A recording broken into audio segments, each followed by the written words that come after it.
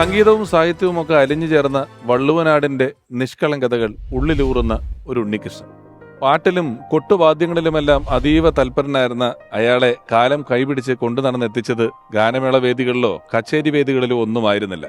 KPSCയും കേരള കലാവേദിയും പോലെയുള്ള നാടക ട്രൂപ്പുകളുടെ പിന്നണിയിലേക്കായിരുന്നു. പക്ഷേ അരങ്ങിന് പുറകിൽ തബലയുടെ താളപ്പെരുക്കങ്ങളുമായി ഒതുങ്ങിക്കൂടാനായിരുന്നില്ല ഉണ്ണികൃഷ്ണന്റെ നിയോഗം. പിന്നണിയിൽ നിന്ന് നാടകവേദികളിലേക്ക്, അവിടെ കുഞ്ഞു കുഞ്ഞു കഥാപാത്രങ്ങൾക്ക് കയ്യടി നേടിയ ശേഷം സ്വന്തം നാട്ടുകാരൻ കൂടിയായ PN മേനോൻ അദ്ദേഹത്തിന് ചലച്ചിത്ര മേഖലയിലേക്ക് സ്വപ്ന ദർശനം നൽകി. ദർശനം എന്ന ചിത്രത്തിലൂടെ 100ഓളം ചിത്രങ്ങളിലെ സ്വാഭാവികമായ അഭിനയ ശൈലിയിലൂടെ പിന്നീട് അദ്ദേഹം നമുക്ക് പ്രിയപ്പെട്ടവനായി. അഭിനയ മികവിന്റെ 3 സംസ്ഥാന പുരസ്കാരങ്ങൾ, ഒടുവിൽ ഒരു കണ്ണുനീർ തുള്ളിയായി മാറിയപ്പോഴും ഒരിക്കലും മറക്കാനാവാത്ത ഒട്ടേറെ കഥാപാത്രങ്ങളിലൂടെ ഓർമ്മയിൽ എന്നും ഒടുവിൽ ഉണ്ണികൃഷ്ണൻ. തോറ്റു തുന്നമാടി വന്നിരിക്കുന്നു നിന്റെ മോൻ. ഞാൻ കുട്ടനായർ, ചങ്ങനാശ്ശേരിക്കാരനാ. വരവറിയാതെ ചെലവ് കഴിച്ചാൽ പെരുവഴിയാധാരം. ഒരു നുള്ളു പൊന്നിനെ എന്റെ കുട്ടി ആഗ്രഹിച്ചിട്ടുള്ളൂ, അതുപോലും വാങ്ങിച്ചു തരാൻ കഴിയില്ല അച്ഛാ. ഇത് സംഗതി മറ്റതാണ്. മറ്റതോ? പ്രേമം. നിന്റെ അച്ഛനുണ്ടാക്കിയ സംഗീതത്തിന്റെ നന്മയുണ്ടല്ല, അതൊന്ന് തൊട്ടു നോക്കാൻ പോലും നീ മെനക്കെട്ടിട്ടില്ല. മിനിസ്റ്ററെ വിളിക്കുകയാണെങ്കിൽ നമ്മുടെ വകയായിട്ട് സ്പെഷ്യൽ നന്ദി കൂടെ പറഞ്ഞു. പിന്നെ പറയാതിരിക്കാൻ പറ്റുമോ? ജോയിൻ ചെയ്താ പോരെ, അതിന് ഏസായി അദ്ദേഹം മതി. ആനനെ ചങ്ങലില്ലാതെ ആരെങ്കിലും മേയാൻ വിടൂ? ചന്തി കാണിച്ചു എന്ന് പറഞ്ഞൊരു കേസ് സർക്കാർ കടലാസിൽ ഞാൻ എങ്ങനെ എഴുതും പിള്ളേച്ച? സ്ഥിരമായിട്ട് പെണ്ണ് കാണാൻ നടക്കുകയാണെങ്കിൽ ഈ പണി നിർത്തി സ്ഥലം കാലിയാക്കാൻ നോക്ക്. നിന്നെ കാണുന്ന ഈ വീട്ടിലൊരു നക്ഷത്രം തിരിച്ചു വരുന്ന പോലെ അല്ലടാ. ഓ അത് ശരിയാണല്ലോ, ഞാനാണല്ലോ സ്ഥിരം കൊലപാതകി. ആ കത്തിരിക്കും. ജോലി തിരക്കായ എനിക്ക് പിന്നെ കണ്ണ് കാണില്ല. കുമാരൻ എന്നെയും കൊണ്ട് എവിടേക്കാ പോയത്? എത്ര കുട്ടികളുണ്ട്? ഇവിടെ ഉള്ളൂ. എന്താ പിന്നെ കുട്ടികളാവാഞ്ഞേ? നാവാമുകുന്ദന് കൊടുത്തതിന്റെ ബാക്കി ഇത്തിരി നിവേദ്യമുണ്ട്, അതിന്നാ സ്വീകരിക്കും.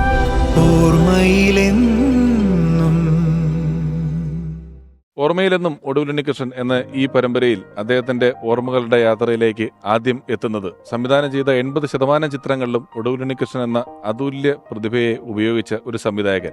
ഒരുപാട് സൂപ്പർ ഹിറ്റ് സിനിമകൾ കാലത്തെ അതിജീവിച്ച് വീണ്ടും വീണ്ടും കാണുമ്പോഴെല്ലാം നമ്മുടെ മനസ്സിൽ ചിരി പടർത്തുന്ന ചിത്രങ്ങൾ സമ്മാനിച്ച സംവിധായകൻ. സ്നേഹപൂർവ്വം സ്വാഗതം ചെയ്യുന്നു പ്രിയപ്പെട്ട രാജസേനൻ സാർ.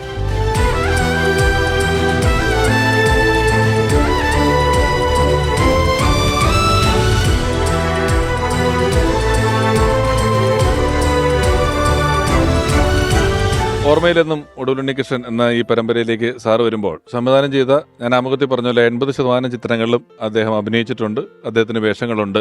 ഇപ്പോഴത്തെ സിനിമകളിൽ കാസ്റ്റിംഗ് ഡയറക്ടർ എന്ന് പറയുന്ന ഒരു തസ്തികയുണ്ട്. അതായത് എഴുതിയ ശേഷം ഏത് വേഷം ആര് ചെയ്യണമെന്ന് തീരുമാനിക്കുന്ന ഒരു തസ്തിക. എന്നാൽ അന്ന് കാലത്തൊക്കെ എനിക്ക് തോന്നുന്നത് നിങ്ങളെപ്പോലുള്ള ആളുകളുടെ സിനിമകളുടെ ആലോചനയുടെ തുടക്കത്തിൽ പേന എടുക്കുമ്പോൾ തന്നെ ഈ നടന്മാർക്കുള്ള ഒരു കഥാപാത്രം അതിൽ വന്നു പെടുമായിരുന്നു, ഉണ്ടായിരുന്നു. ഈ ഒടുവിലേട്ടൻ ചെയ്തിട്ടുള്ള പല കഥാപാത്രങ്ങളും അത്തരത്തിൽ ആലോചനയുടെ വേളയിൽ തന്നെ അദ്ദേഹത്തിനാണെന്ന് ചിന്തിച്ചിട്ടുണ്ടോ? ഒരുപാട് സിനിമകളിൽ അങ്ങനെ സംഭവിച്ചിട്ടുണ്ട്. ഒത്തിരി സിനിമകളിൽ ഉണ്ണിയേട്ടൻ വരുന്നു എന്ന് വിചാരിച്ചിട്ട് ഞങ്ങൾ ഒരു സിനിമയിൽ നിന്ന് അദ്ദേഹത്തെ ഒഴിവാക്കാൻ നോക്കിയായിരുന്നു. കഥാനായകൻ എന്ന് പറയുന്ന സിനിമയിൽ നിന്ന് ഒഴിവാക്കാൻ നോക്കിയിട്ട് ഞാനും തിരക്കഥാകൃത്തുക്കളും ഇങ്ങനെ ചർച്ച ആരംഭിച്ചപ്പോൾ ജയറാമിൻ്റെ ക്യാരക്ടർ കിട്ടി, പയ്യാരത്ത് പത്മനാഭൻ നായർ എന്ന് പറയുന്ന ആ കഥാപാത്രം കിട്ടി. പക്ഷേ ഈ ശങ്കുണ്ണി എന്ന് പറയുന്ന കാര്യസ്ഥൻ്റെ കഥാപാത്രം അങ്ങോട്ട് കൊള്ളാവുന്നുമില്ല, ഡയലോഗും വരുന്നില്ല, സീക്വൻസും വരുന്നില്ല. വല്ലാത്തൊരു ഘട്ടത്തിലായി. അപ്പോൾ ഈ രാജൻ കിഴക്കനയിലെയും മണീഷട്ടനും കൂടെയാണ് എന്നെ സപ്പോർട്ട് ചെയ്യുന്ന എഴുത്തുകാർ. അപ്പോൾ അതിൽ മണിസാറ് ചോദിച്ചു, എന്തുകൊണ്ട് നമുക്ക് ഒടുവിലിനെ തന്നെ വച്ചുകൂടാ?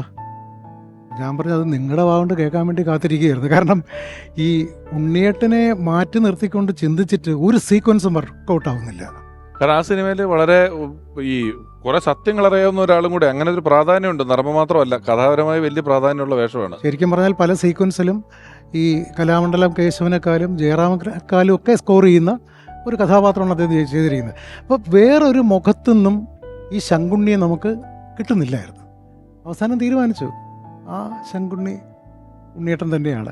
കഥാനായകൻ ഉൾപ്പെടെ ഇപ്പൊ മേലേപ്പറമ്പിലാണ് വീട്ടിലെ തമിഴ്നാട്ടില് ചായക്കട നടത്തുന്ന കുട്ടൻ നായർ എന്ന് പറയുന്ന കഥാപാത്രം.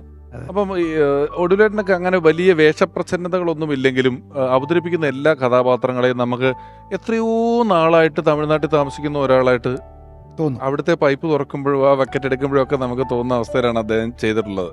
പിന്നെ അദ്ദേഹത്തിൻ്റെ ഒരു പ്രത്യേകത എന്ന് പറഞ്ഞാൽ, ഒരു സിനിമ നമ്മൾ പറയുമ്പോൾ അതിൽ ചില ടിപ്പിക്കൽ മോമെൻറ്റ്സ്, മുഹൂർത്തങ്ങളുണ്ടാവും, വെരി ക്രിട്ടിക്കലുമായിട്ടുള്ള മോമെൻറ്റ്സ് ഉണ്ടാവും.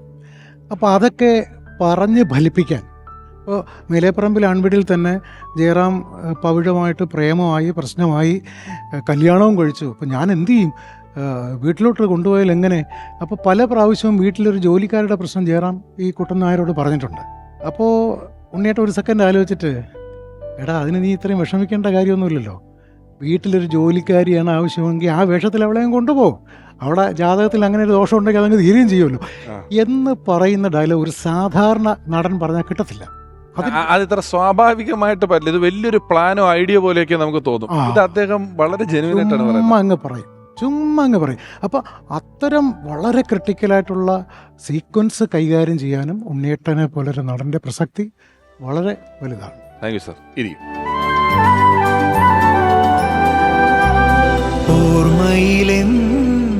കടിഞ്ഞൂൽ കല്യാണം എന്ന് പറയുന്ന സിനിമയിലല്ലേ ആദ്യമായിട്ട് അദ്ദേഹം അഭിനയിക്കുന്നത്? കടിഞ്ഞൂൽ കല്യാണം മുതലാണ് ഞങ്ങളുടെ സൗഹൃദം വളരുന്നത്. പക്ഷെ അതിനു മുമ്പ് ഒരു കോൺസ്റ്റബിളിൻ്റെ വേഷം ചെയ്തിട്ടുണ്ട്, ചെറിയൊരു വേഷം സാറിന്റെ സിനിമയിൽ. ഉണ്ട്, ചെയ്തിട്ടുണ്ട്. എന്റെ ഓർമ്മയിൽ കടിഞ്ഞൂൽ കല്യാണത്തിൽ എന്നുള്ളതാണ് എൻ്റെ ഒരു പൊതുവാൾ എന്ന് പറയുന്ന കഥാപാത്രമാണ് ആദ്യമായിട്ട് ചെയ്തിട്ടുള്ളതെന്ന് തോന്നുന്നു. മുതലാണ് ഈ സൗഹൃദത്തിന്റെ ഒരു അളവ് എങ്ങനെയായിരുന്നു സിനിമയ്ക്ക് അപ്പുറം നിങ്ങൾ തമ്മിൽ? കാരണം നിരന്തരം സിനിമകൾ ചെയ്യുമ്പോൾ ഒരു സൗഹൃദം ഉണ്ടാവുമല്ലോ. ഒരു രക്ഷയില്ലാത്ത സൗഹൃദമായിരുന്നു. ഒരു രക്ഷയില്ലാത്തതെന്ന് പറഞ്ഞാൽ രാത്രി കിടന്ന് ഉറങ്ങുമ്പോൾ പോലും വിളിക്കും, 12 മണി 1 മണിക്കൊക്കെ. ആ ഇന്ദോള രാഗത്തിൽ നമ്മളിപ്പോൾ സഗമത് അനിസ ആണല്ലോ കിടക്കുന്നത്. അപ്പോൾ അതിനിടയ്ക്ക് ഇപ്പോൾ ഒരു ഞാൻ പറഞ്ഞു, ഉണ്ണിയേട്ടൻ ഞാൻ കിടന്ന് ഉറങ്ങുകയാണ്. അപ്പോൾ തൊട്ടടുത്ത് ഭാര്യ, നിങ്ങൾ ആ ഇന്ദോളത്തിൻ്റെ ഒന്ന് മൂള്. ഉടനെ ഞാൻ സഗമ. ഉടനെ ഭാര്യ, ഇതെന്തോ രാത്രി കിടന്ന് പാട്ട് പാടണം, ആരാ അപ്പുറത്ത്? അന്ന് മൊബൈൽ ഫോണൊന്നും ഇല്ലല്ലോ, ലാൻഡ് ഫോൺ. ഞാൻ പറഞ്ഞു അപ്പുറത്ത് ഒടുവിൽ ഉണ്ണികൃഷ്ണനാണ്. അല്ല ഈ സമയത്ത്? ഞാൻ പറഞ്ഞു എനിക്കറിയില്ല. ഉണ്ണിയേട്ടാ കേൾക്കുന്നുണ്ടല്ലോ ഭാര്യ പറയുന്നത്. ഭാര്യ കിടന്ന് ഉറങ്ങട്ടെ, നിങ്ങൾ പാട്. എന്നെക്കൊണ്ട് അതിൻ്റെ ആരോഹണം അവരോഹണം പാടിപ്പിക്കും. അതിൽ ആ രാഗത്തിലൊരു ഇരി കയറ്റിയാൽ എങ്ങനെ ഇരിക്കും? പാട്ട് പ്രേമി ആണെന്ന് ഇത്ര അറിവുള്ള ആളാണല്ലേ പാട്ടില്? നല്ല അറിവാണ്. പക്ഷേ രാത്രി 12 മണിക്ക് 1 മണിക്കും. അതായത് എൻ്റെ ഫാമിലിയിലൊക്കെ ഒരുപാട് സംഗീത ആൾക്കാരുണ്ടെന്നാണ് എനിക്ക് തോന്നുന്നത്, ഒടുവിൽ സാറിന്റെ അല്ലേ ഉണ്ണിച്ചേട്ടൻ. അപ്പൊ ഈ ഹാർമോണിയം വായനയൊക്കെ ഉണ്ടായിരുന്നു കേട്ടിട്ടുള്ളതാണോ? ഹാർമോണിയം വായന ഒരു രക്ഷയില്ലാത്തതാണ്. ഞാനതിൽ പെട്ടിട്ടുണ്ട് ഒരിക്കൽ. എങ്ങനെയാണത്? അതായത് സത്യഭാമയ്ക്കൊരു പ്രേമലേഖനം ഷൂട്ട് നടക്കുമ്പോൾ ഞാൻ ഗുരുവായൂരപ്പൻ്റെ ഒരു ആൽബം, അന്ന് ആൽബം എന്നല്ല പറഞ്ഞാൽ കാസറ്റ് ചെയ്യുന്നു. അപ്പോൾ അത് ചാവക്കാട് വെച്ച് ഭയങ്കര ഇനോഗ്രേഷനൊക്കെ നടത്തി. അന്ന് പാട്ടുകാരൻ ജയചന്ദ്രനും ഒക്കെ ഉണ്ടായിരുന്നു. ചെമ്പൈ സംഗീതോത്സവം നടക്കുന്ന സമയം, ഞങ്ങളെല്ലാം ഗുരുവായൂരുണ്ട്. അപ്പോൾ എൻ്റെ അടുത്ത് വെച്ച്, നിങ്ങൾ അമ്പലത്തിൽ പാടുന്നോ? ഞാൻ പറഞ്ഞു അവിടെ ക്ലാസിക്കലല്ലേ പറ്റത്തുള്ളൂ, നിങ്ങൾ പാടുന്നില്ലേ? ചെമ്പൈയിലോ? ചെമ്പൈ സംഗീതോത്സവത്തിൽ. ഞാൻ പറഞ്ഞു ഞാൻ എങ്ങനെ പാടും ഉണ്ണിയേട്ടാ, അതൊക്കെ ഞാൻ വാങ്ങിച്ചു തരാം. പറയുന്നതിന് മുമ്പ് തന്നെ അവിടുത്തെ ദേവസ്വം ബോർഡ് ഓഫീസർമാരെ വിളിച്ച് എനിക്ക് 10 മിനിറ്റ് അവിടെ സാക്ഷ്യം വാങ്ങിച്ചു തന്നു. അപ്പോൾ എൻ്റെ അടുത്ത് ഏത് പാട്ടാണ് പാടുന്നത്? ഞാൻ പറഞ്ഞു നമ്മളിപ്പോൾ റിലീസ് ചെയ്ത കാസറ്റിലെ ഒരെണ്ണം ഞാൻ തന്നെ സംഗീതം ചെയ്തൊരു പാട്ട് പാടാം. എന്നാൽ അത് മതി. അപ്പോൾ ഓർക്കസ്ട്ര വെളിയിൽ നിന്നൊന്നും വിളിക്കണ്ട, ഹാർമോണിയം ഞാൻ വായിച്ചോളാം. പിന്നെ മാളച്ചേട്ടൻ മാള കൂടെ ഉണ്ടല്ലോ, മാള തബലയമ്മ വായിച്ചോളൂ. പിന്നെ ഡെയിലി ഷൂട്ടിങ് കഴിഞ്ഞ് വന്നാൽ ഞങ്ങൾ എൻ്റെ മുറിയിൽ റിഹേഴ്സലാണ്. ബിജു മേനോനാണല്ലോ നായകൻ അതിനകത്ത്. അപ്പോൾ ബിജു ഒക്കെ വന്നിങ്ങനെ ഇരിക്കും. അതൊരു പതിഞ്ഞ പാട്ടാണ്. എൻ്റെ മാറിൽ ചായുറങ്ങും നിന്റെ മായിക പ്രേമം. ഇതാണ് ട്യൂണ്. ചാരുകേശി രാഗത്തിലാണ്. ഇതങ്ങോട്ട് തുടങ്ങുമ്പോൾ തന്നെ മാളച്ചേട്ടൻ തിത്തലാം കിടന്നു. അപ്പം എനിക്ക് മനസ്സിലായി ഈ ഓർക്കസ്ട്ര അപകടമായിരിക്കും എന്നുള്ളത്. അത് കഴിഞ്ഞ് ഉണ്ണിയേട്ടൻ, ഞാനേ നിങ്ങളുടെ ആ മായിക പ്രേമം എന്ന് പറയുന്നിടത്ത് ഞാൻ ഒരു ബിറ്റ് വായിക്കാം. ഞാൻ ചേട്ടാ ഇത് ചെമ്പൈ സംഗീതോത്സവത്തിൽ നടക്കുന്ന കാര്യമല്ലേ പറയുന്നത്? അതെ, അതിന്റെ റിഹേഴ്സലിനെ കുറിച്ച് അല്ലാതെ സിനിമയുടെ റെക്കോർഡിംഗ്. ചെമ്പൈ സംഗീതോത്സവത്തിലാണ് മാളച്ചേട്ടന്റെ തബലയും ഈ ഹാർമോണിയവും ഈ പാട്ടും. അപ്പോൾ 4 മിനിറ്റ് പാട്ടേ ഉള്ളൂ.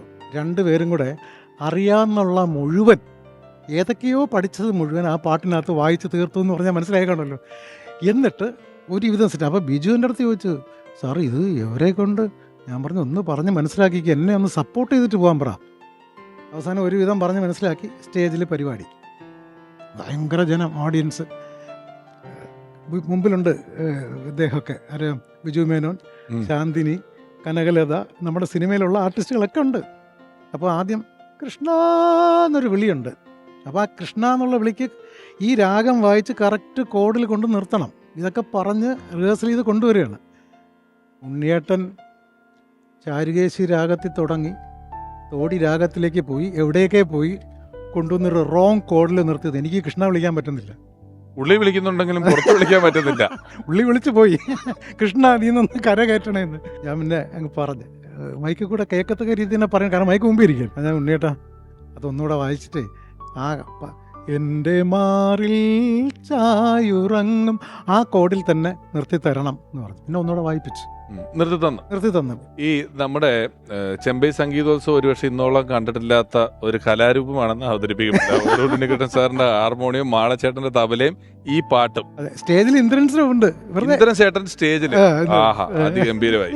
നമുക്ക് ഇപ്പൊ ഈ പറഞ്ഞൊരു കോമ്പിനേഷൻ പറഞ്ഞല്ലോ, പാടാനിരിക്കുന്നു, തബല ഹാർമോണിയം എന്നൊക്കെ പറഞ്ഞ പോലെ പക്കമേളം ഉണ്ടെങ്കിൽ ചില കച്ചേരികൾ അതിഗംഭീരമാകും എന്ന് പറഞ്ഞതുപോലെ രണ്ടുപേരെ കൂടെ ഞാൻ വിളിക്കുകയാണ് നമ്മുടെ ഈ പരിപാടിയിലേക്ക്. അവർ രണ്ടുപേരും ചലച്ചിത്ര സംവിധായകരാണ്, എഴുത്തുകാരാണ്, ഒരുപാട് സൂപ്പർ ഹിറ്റ് സിനിമകൾ നമുക്ക് സമ്മാനിച്ചിട്ടുള്ള ആളുകളാണ്. രണ്ടുപേരുടെയും ഒരുപാട് ചിത്രങ്ങളിൽ ഉണ്ണിയേട്ടൻ അഭിനയിച്ചിട്ടുണ്ട്. ജോണി ആന്റണി ചേട്ടൻ ഇവിടെ കൊച്ചു ഹനീഫയ്ക്കയുടെ എപ്പിസോഡിന് വന്നപ്പോഴാണ് ഞങ്ങൾ സിനിമ കാണുന്നതിനപ്പുറം പല ഉൾസൗഹൃദങ്ങളും അറിയാൻ ഞങ്ങൾക്ക് പറ്റിക്കൊള്ളണമെന്നില്ല. ജോണി ആന്റണി ചേട്ടൻ എന്നോട് പറഞ്ഞത് ഇന്നയാളെ വിളിക്കണം, ഇന്നയാളെ വിളിക്കണം, ഇവരൊക്കെ ഇന്നപോലെ ചില ബന്ധങ്ങളുള്ള ആളുകളാണ് എന്ന് പറയുകയും വിളിക്കുകയും ചെയ്തത്. അത്തരത്തിലുള്ള രണ്ടുപേരാണ് ഇനി വരുന്നത്. രണ്ടുപേരും ഒരുപാട് ഒരേ തലക്കെട്ടുകൾക്ക് അർഹനാണ്. എഴുത്തുകാരാണ്, സംവിധായകരാണ്, നർമ്മ ചിത്രങ്ങളിലൂടെ നമുക്ക് പ്രിയപ്പെട്ടവരായി മാറിയിട്ടുള്ളവരാണ്. സ്നേഹപൂർവ്വം ഓർമ്മയിൽ നിന്നും എന്ന ഈ പരിപാടിയുടെ എപ്പിസോഡിലേക്ക് സ്വാഗതം ചെയ്യുന്നു സംവിധായകൻ Jose Thomas and Mecartin sir.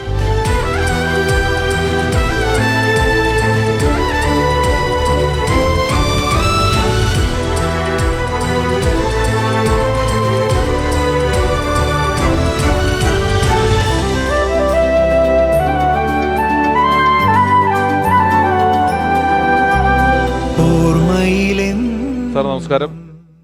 Sir നമസ്കാരം. സ്വാഗതം ഓർമ്മയിലെന്നും ഒടുവിൽ ഉണ്ണികൃഷ്ണൻ എന്ന പരമ്പരയിലേക്ക്.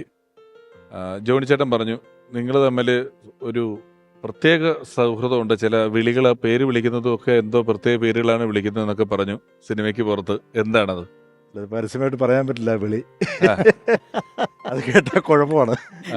അപ്പൊ മനസ്സിലായി ആ വിളി എന്താ. അതെ അതെ. അല്ല ഇപ്പൊ കുറെ പേരുകളിൽ എന്താന്ന് ഇനി അന്വേഷിക്കേണ്ടത്, നല്ല കൺഫ്യൂഷൻ ഇല്ലാണ്ട് പോയേനെ. എന്നാലും കുറച്ച് ഭേദപ്പെടുത്തിയൊക്കെ വേണമെങ്കിൽ അല്ല, കാരണം ഞങ്ങൾ തമ്മിലുള്ള പ്രായ വ്യത്യാസമൊക്കെ മറന്നിട്ടുള്ള ഒരു സൗഹൃദമായിരുന്നു ഞാനും ഉണ്ണിയേട്ടൻ തമ്മിൽ. ഞാൻ അദ്ദേഹത്തെ ആദ്യം കാണുന്നത് തനിയാവർത്തനം എന്ന് പറയുന്ന സിനിമയിൽ ഞാൻ അസോസിയേറ്റ് ഡയറക്ടറാണ്.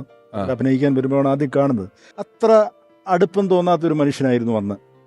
പക്ഷേ ഷൂട്ടിംഗ് തുടങ്ങിയ ഒരു 4-5 ദിവസം കഴിഞ്ഞപ്പോൾ ഭയങ്കര അടുപ്പമായി. എനിക്ക് തോന്നുന്നത് അദ്ദേഹം ആദ്യം എന്നോട് ചോദിച്ചു എന്താ പേര്, ജോസ് തോമസ്, സ്ഥലം എവിടെയാ, കോട്ടയം.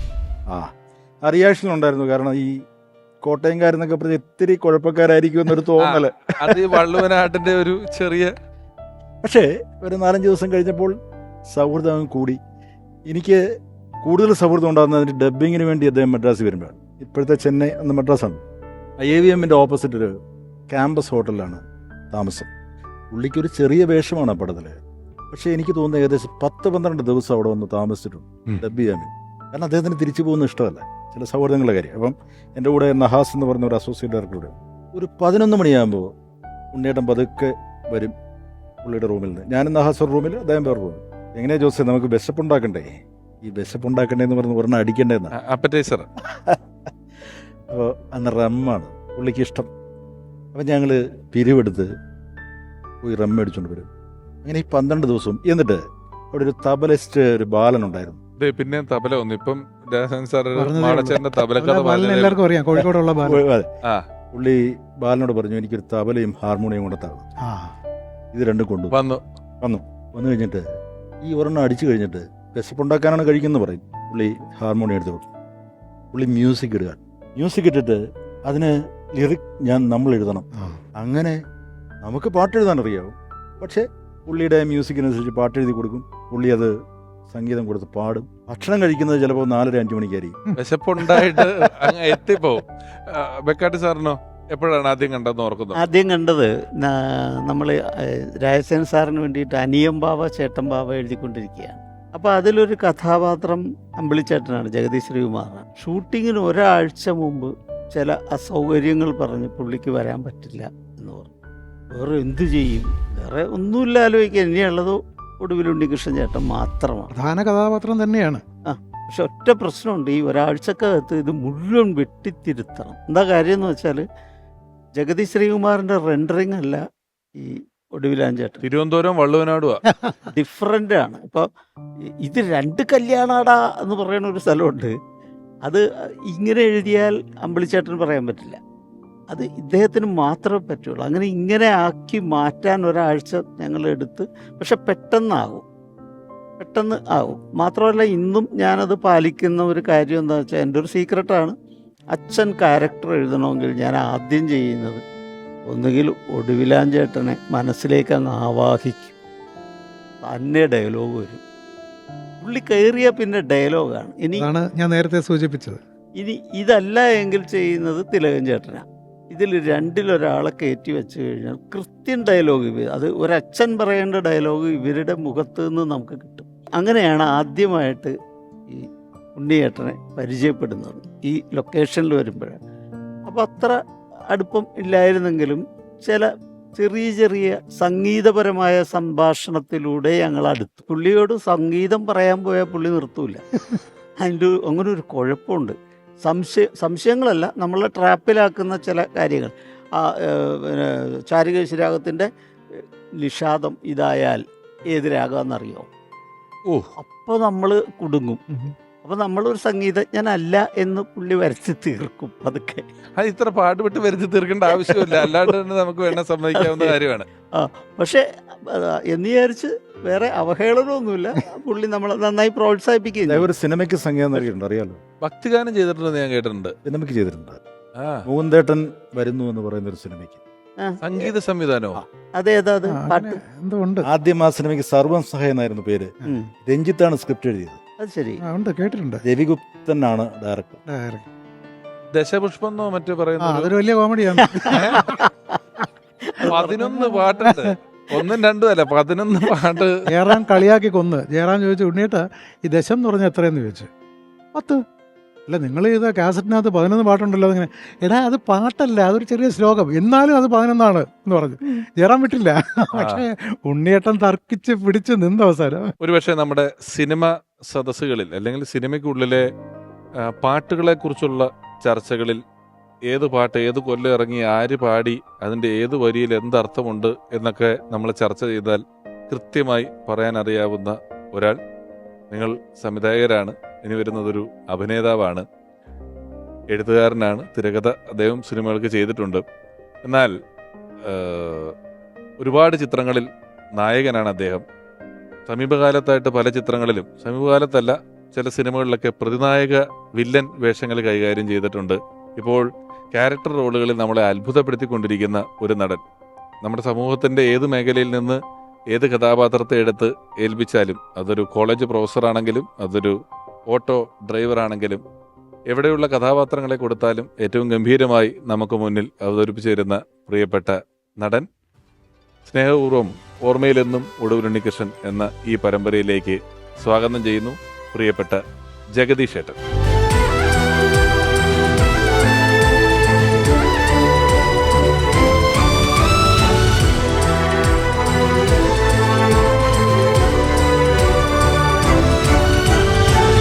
ജഗദീഷ് ഏട്ടാ, വീണ്ടും സ്വാഗതം. Thank you very much. സന്തോഷം. ഇരിക്കൂ. ഓർമ്മയിലെന്നും എന്ന് പറയുന്ന ഈ പരമ്പര, ഈ ഒരു പരിപാടി ആലോചിച്ച് തുടങ്ങി. ജഗദീഷ് ചേട്ടൻ വരുമ്പോൾ പറയണം, ജഗദീഷ് ചേട്ടൻ നമുക്ക് 2ാമതാണ് ഈ എപ്പിസോഡിലേക്ക് വരുന്നത്. നെടുമുടി വേണുചേട്ടൻ്റെ ഒരു എപ്പിസോഡ് ഉണ്ടായിരുന്നു, അദ്ദേഹത്തെ ഓർക്കുന്ന ഒരു എപ്പിസോഡ് ഉണ്ടായിരുന്നു. അതിലൊരു വലിയ അനുഭവം ഇപ്പോൾ ജഗദീഷ് ചേട്ടൻ വരുമ്പം പറയേണ്ടതായിട്ടുണ്ട്. ഒരുപാട് നാളുകൾക്ക് ശേഷം ഒരു കത്ത് കിട്ടുക, പേപ്പറിൽ എഴുതിയിട്ട്, അത് പോസ്റ്റിലല്ല, പേപ്പറിൽ എഴുതിയിട്ട് അതിൻ്റെ ഫോട്ടോ എടുത്ത് അയച്ചു തരികയാണ് ചെയ്തത്. എനിക്കൊരു കത്ത് കിട്ടിയത് നെടുമുടി വേണുചേട്ടൻ്റെ ഭാര്യ അയച്ച കത്താണ്. നെടുമുടി വേണുചേട്ടൻ്റെ ഭാര്യ ഒരു ശീലചേച്ചി ഒരു 3 പേജ് ഈ എപ്പിസോഡ് കണ്ട ശേഷം അവരത് മുഴുവൻ കണ്ടുവെന്നും വലിയ സന്തോഷം തോന്നി. കാരണം വേണുചേട്ടൻ്റെ ജീവിതത്തിൻ്റെ എല്ലാ മേഖലകളിലൂടെയും തൊട്ട് തലോടിയാണ് ആ എപ്പിസോഡുകൾ പോയതെന്നും വളരെ വൈകാരികമായിട്ടൊരു കത്തയച്ചിരുന്നു. ആ എപ്പിസോഡിൽ ജഗദീഷ് ഏട്ടൻ ഉണ്ടായിരുന്നു. അദ്ദേഹത്തിൻ്റെ സാന്നിധ്യം നമുക്ക് വലിയ അനുഗ്രഹമായിരുന്നു. അത് ഈ ഒരു അവസരത്തിൽ പറഞ്ഞു എന്ന് മാത്രം. ജഗദീഷ് ഏട്ടൻ വീണ്ടും സ്വാഗതം. വളരെ സന്തോഷം രമേശേ. ആ 3 സംവിധായകർ, 2 നടന്മാർ. ആ. അപ്പോൾ ഇവിടെ നമ്മൾ ഗുരുത്വം വേണം. അപ്പോൾ ആ രീതിയിൽ ഞാൻ തുടങ്ങുന്നത് എങ്ങനെയെന്ന് വെച്ചിരുന്നാൽ, ഒടുവിലേട്ടൻ മോഹൻലാൽ അവതരിപ്പിക്കുന്ന കഥാപാത്രം നീലകണ്ഠനെ കുറിച്ച് പറയുന്നത്, മനസ്സിൽ ദൈവത്തെ പോലൊരു ചിത്രം സൂക്ഷിച്ചിട്ടുണ്ട്, അതെ അതെ. പെരിങ്ങോട്. അതെപ്പോഴും ഉണ്ട് എന്ന് പെരിങ്ങോടൻ പറയുന്നുണ്ട്. പെരിങ്ങോടൻ പറയുന്ന പോലെ നമ്മുടെ മനസ്സിലെല്ലാം ഒടുവിലാശാന്റെ ചിത്രമുണ്ട്. അതാർക്കും മായ്ക്കാൻ കഴിയില്ല. നമുക്ക് കണ്ണടച്ചാൽ ഒടുവിലാശാന്റെ കുറേ വേഷങ്ങൾ, ആ വേഷങ്ങൾ ഇങ്ങനെ മിന്നിമറയും. അല്ലെ, ജോസ് തോമസിന്റെ മനസ്സിൽ മിന്നിമറയുന്ന ചില വേഷങ്ങളുണ്ടാവും, സേനന്റെ മനസ്സിലുണ്ടാവും, മെക്കാറ്റിന്റെ മനസ്സിലുണ്ടാവും. എൻ്റെ മനസ്സിൽ പെട്ടെന്ന് എനിക്ക് ഏറ്റവും ഫീലിംഗ് തോന്നുന്നത് വന്ദേ മുകുന്ദ ഹരേ ജയ ശൗരി സന്ദബഹാരി മുരാരേ ദ്വാപര ചന്ദ്രിക ചർച്ചിതമാം നിന്റെ ദ്വാരകാപുരിയവിടെ.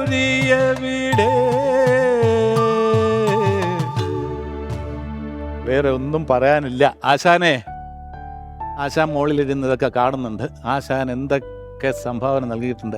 സംഗീതത്തെക്കുറിച്ചാണ് ഇവിടെ തുടങ്ങിയത്, ഇല്ലേ രമേശ്? അല്ല, ഞാൻ കൃത്യം ഇപ്പം രാജസേന സാറിന് ഒരു കച്ചേരിയുടെ കാര്യം പറഞ്ഞു, ഹാർമോണി എടുത്ത് രാത്രി പാടുന്ന കാര്യം പറഞ്ഞു. പാട്ട് പറഞ്ഞപ്പോഴാണ് ഞാൻ ജഗദീഷ് ഏട്ടനെ പറഞ്ഞത്, ഈ പാട്ട് കൃത്യമായിട്ട് അദ്ദേഹം അത്രയധികം പാട്ടിനെ ഇഷ്ടപ്പെട്ടിരുന്ന ഒരാളാണ്. പാട്ട് ഇപ്പോൾ രാഗം ഉൾപ്പെടെ സംഗീതം ഇഷ്ടപ്പെടുന്ന ഒരുപാട് പേരുണ്ടാകും. സംഗീത ബോധം ഉണ്ടാവുക എന്ന് പറയുന്നത് മറ്റൊന്നാണ്, ഈ പറഞ്ഞ ഗണത്തിൽപ്പെട്ട ഒന്നല്ല. അതിപ്പം ഒരു മേളത്തിൻ്റെ ഒക്കെ ഒരാളുടെ ശരീരഭാഷ, എൻ്റെ ഒരു ഓർമ്മയിൽ ഇപ്പം തൂവൽ കൊട്ടാരം എന്ന് പറയുന്ന സിനിമയിലെ ഒരു രംഗം ഞാൻ ഓർക്കുകയാണ്. കാരണം മഞ്ജു വാര്യരുടെ അച്ഛനാണ് മുരളിയേട്ടൻ, സുകന്യയുടെ അച്ഛനാണ് ഒടുവിലേട്ടൻ. അപ്പം ആ സിനിമയിൽ ഈ മഞ്ജു വാര്യർക്ക് വേണ്ടി ജയറാമേട്ടനെ ഒരു പാറപ്പുറത്ത് കൊണ്ട് നിർത്തിയിട്ട് കുറേ നേരം മുരളിയേട്ടൻ ഒരു വലിയ ഡയലോഗ് പറഞ്ഞ ശേഷം സെന്റിമെന്റ്സ് ആയിട്ട് ഇതൊരു അച്ഛൻ്റെ അപേക്ഷയാണ്, സുകന്യ മാറിക്കൊടുക്കണം എന്ന് പറയുന്ന സീനാണ്.